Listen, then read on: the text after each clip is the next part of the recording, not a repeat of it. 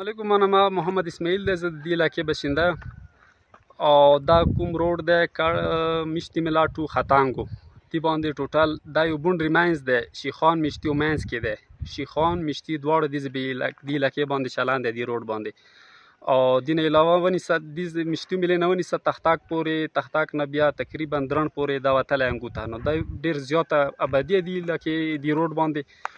نو مهرباني وکړئ چې موږ ته دا روډ د جوړ کړی شي. علاوه کیمرامین صاحب تاسو ته دا ښیلی شي دا د مو روډونو حالت دی. دا وګوره دا کاډه دا پورته ټوټل داسې کیمرامین صاحب دا ورته وښیه ورکې اوبه د دې ځای کې بالکل روډ ختم دی، بس ګاډی ورکې نشي تېرېدی.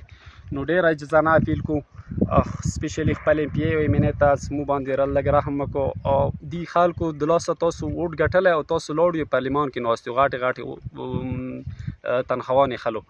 نو دومره لاغونتې سمو ته لاغونتې پام هم کوو که نه. سپیشلي ایم ان ای بي صاحب ته یو چې یاره تاسو مهرباني وکړو موږ باندې لږ رحم وکړو او خیر دی تاسو هم دا ودې د هر شی تاسو په نصیب شه.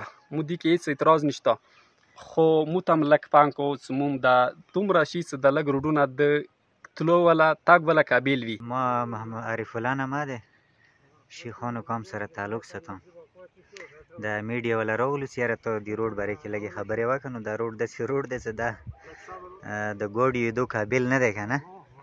بس الله د رحم وکړي څومره مو له ایم ان ایز دي ایم پي ایز دي هغه اول ووټونو ټایم کې ګرځي چې یاره موږ ته ووټونه راکړو موږ به داسې وکړو موږ به داسې وکړو. موږ ته هم حلانه ساتو، هغو ته خو دا پکار دی که نه چې خلکو نه ووټونه خسي د روډونو والا فکر خو کم چې کم وکړي، بس نور کارونه پرېږده. ولې چې په دغو روډونو سرکاري خلک هم ګرځي او عام سیول خلک هم ګرځي او د کوم ایم پي ایز دي ایم ان ایز دي هغو هم دغو روډونو باندې تېره شي. نو پکار دی چې د روډونه د زر تر زره جوړ کړي چې د خلکو ته لږ سهولت جوړ شي.